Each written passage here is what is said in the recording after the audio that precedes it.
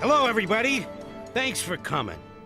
I am the Lorax. I speak for the trees.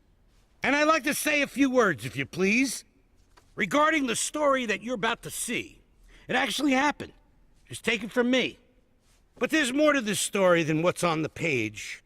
So please pay attention while I set the stage. And the story begins right here in the great Pennsylvania woods. In Pennsylvania, there's about 29.4 million acres of land.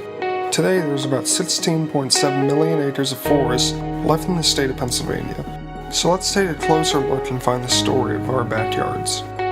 In 1662, the first sawmill was built in Philadelphia, Pennsylvania by the Swedish. In 1681, care be taken to leave 1 acre of trees for every 5 acres cleared. William Penn.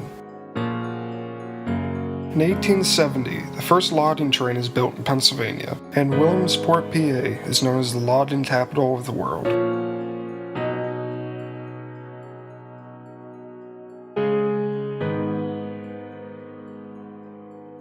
In 1877, the eastern elk go extinct, and the last eastern elk was killed in Bald Eagle, Pennsylvania. In 1895, the Pennsylvania Game Commission was founded, and thanks to the Game Commission, Pennsylvania wildlife is what it is today. Also in 1895, Joseph Rothrock was named the first Pennsylvania Commissioner of Forestry. He then became known as the Father of Forestry. He helped acquire nearly half of today's Pennsylvania state forests.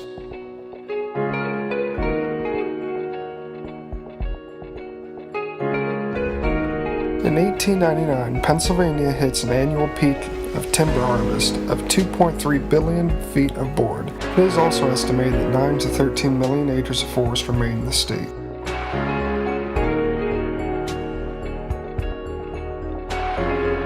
In 1906, there was estimated to be less than 50 deer left in the state. The deer populations got that low because deer hunting was labeled as a business, because of selling the meat. Today, selling venison is illegal. The Game Commission bought 1,000 deer from 6 states. In 1913, the Pennsylvania Game Commission reintroduced elk into the state. Pennsylvania purchased 50 Rocky Mountain elk from Yellowstone National Park for $30 an elk. Then in 1915, Pennsylvania purchased an additional 100 elk, and then they were released into 6 different counties. February 7th, 1916. Sir, I have the honor to report the shipment today by express in 2 carloads of 50 each of 100 elk to the state of Pennsylvania, as authorized by your letter of September 9th. February 17th, 1913. Dear Colonel Brett, the 50 elk captured under your supervision in Yellowstone Park for the State Forest Reserve of Pennsylvania arrived in good shape a couple of weeks ago. They are now under fence in a small enclosure and are being fed until conditions are suitable to turn them loose in late spring. In 1920, more than 3 million acres of forest have been burned to the ground. In 1922, Gifford Pinchot was named the first Pennsylvania forester.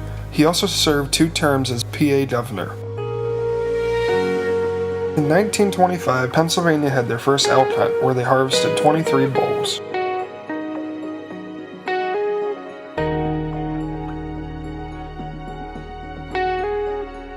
In 1936, Pennsylvania elk herd was infected with a brainworm disease, which took the mighty elk herd from a 500 population to almost a 14 elk herd.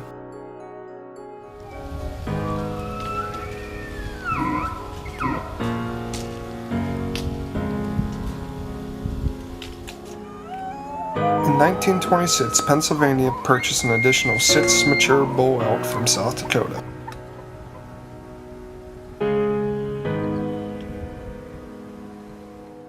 In 1930, the deer density of Pennsylvania reaches to 40 deer per square mile. In 1933, the Civilian Conservation Corps begins creating state forests, campgrounds, fire watchtowers, and other forest-related things. At the start of the 1940s, the Great American Chestnut Blight comes through and kills the majority of the Native American chestnut trees. In Pennsylvania, 25% of the woods are chestnut trees. In North America, the Great American Chestnut is known for its rapid growth, one of the fastest growing trees. The wood is known for its great strength, and that's why it was a popular wood for log cabins and railroad ties.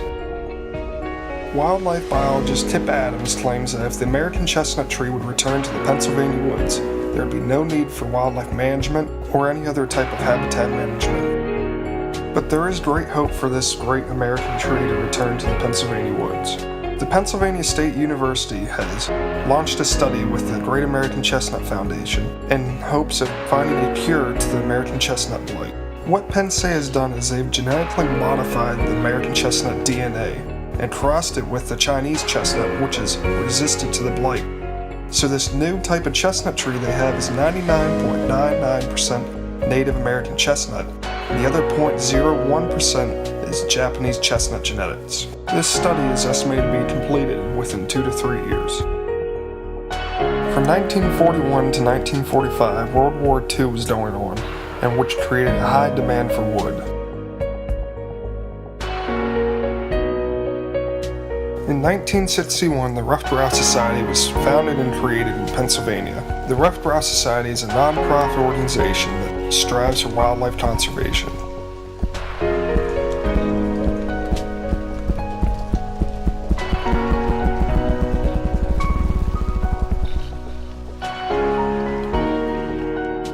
In 1970, the Pennsylvania Game Commission creates a 10,000-acre elk habitat area.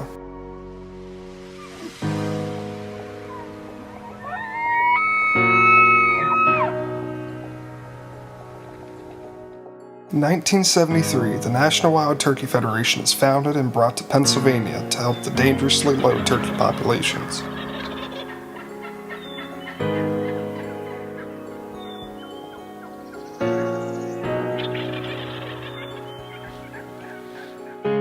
In 1988, there are now 2.1 million acres of state park in Pennsylvania. In 1999, Pennsylvania now has 17 million acres of forest. In 1999, Tim Smale introduced the Quality Deer Management Association to Pennsylvania. QDMA has worked very closely with the Pennsylvania Game Commission in helping the Pennsylvania deer herds.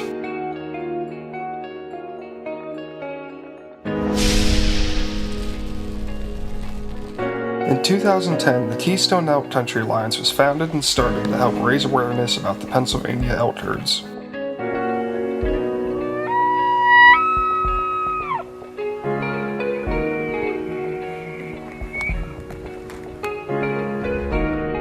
As you can see, Pennsylvania has had its ups and downs in our backyards, but now is the time to continue to step up and conserve what God has given us in His creation.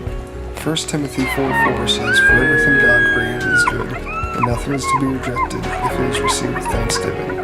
And that is so true. We must be thankful for what God has given us, and we must show our children so they can show their children's children what God has given us, and we must be thankful for His creation.